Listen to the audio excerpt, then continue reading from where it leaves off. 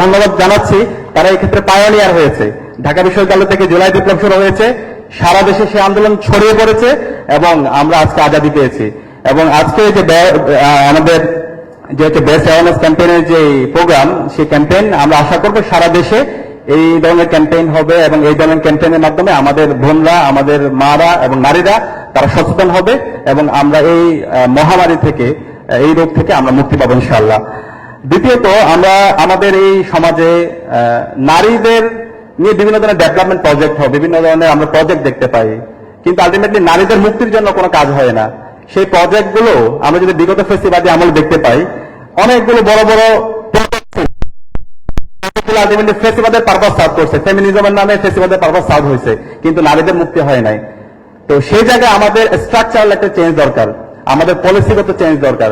আমরা যদি দেখি আমাদের এই যে বাস স্ট্যান্ড থেকে শুরু করে আপনি যদি এয়ারপোর্টে যান, সেখানে যে লাউঞ্জ আছে, নারীদের জন্য কোনো কমন রুম নাই, অথবা তাদের জন্য কোনো বেস্ট ফিডিং কর্নার নাই, অথবা আমাদের এখানে যদি দেখি বিশ্ববিদ্যালয়ে আমাদের ডিপার্টমেন্টগুলোতে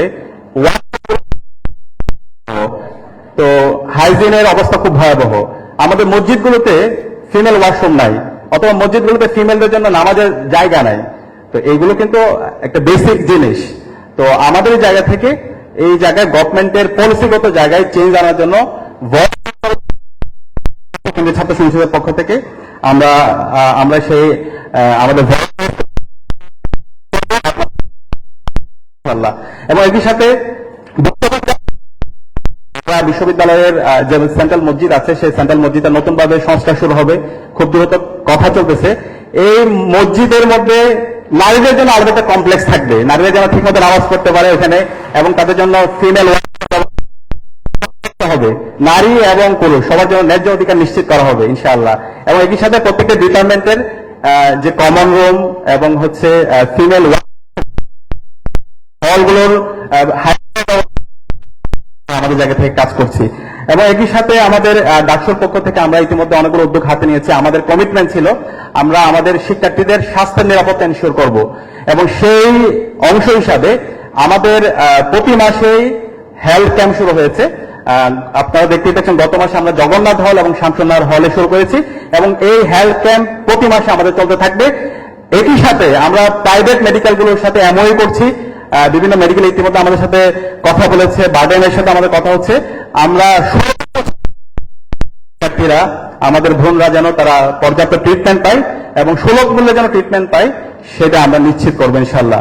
এবং আমাদের যে মেডিকেল সেন্টার আছে, সেই মেডিকেল সেন্টার আরো নিগরানির জন্য আমরা কাজ করছি। আমাদের বিশ্ববিদ্যালয় মেডিকেল সেন্টারে বিশাল সিন্ডিকেট। আপনারা কি জানেন মেডিকেল সেন্টারের স্টাফ সংখ্যা কত? আপনি ওখানে গেলে 7 জনরে পাবেন না। এবং আমাদের মেডিকেল সেন্টার, সেটা হলো ইমার্জেন্সি ছিল 2 তলায়, মানে সারা বিশ্বের মধ্যে মনে হয় একমাত্র মেডিকেল সেন্টার যেটা ইমার্জেন্সি 2 তলায়। রোগীদের নিতে নিতে সে মারা যাবে। তো আমরা যে প্রবলেমগুলো ছিল সেগুলো আইডেন্টিফাই করেছি, এবং এর আগেও আমাদের সদস্য শিক্ষকরা এটা নিয়ে কাজ করছিল, বিভিন্ন স্টেক হোল্ডার কাজ করেছিল। তুরস্কের একটি চ্যারিটি অর্গানাইজেশন টিকা, তারা কাজ করেছে। খুব দ্রুতই ইনস্ট্রুমেন্টগুলো চলে আসবে, পর্যাপ্ত ইনস্ট্রুমেন্ট, অ্যাম্বুলেন্স, এসি, বেড, যা যা লাগে এখানে। তো আমরা আমাদের এই মেডিকেল সেন্টারকে আধুনিকায়ন করবো ইনশাআল্লাহ। এবং মেডিকেল সেন্টারে যে সিন্ডিকেট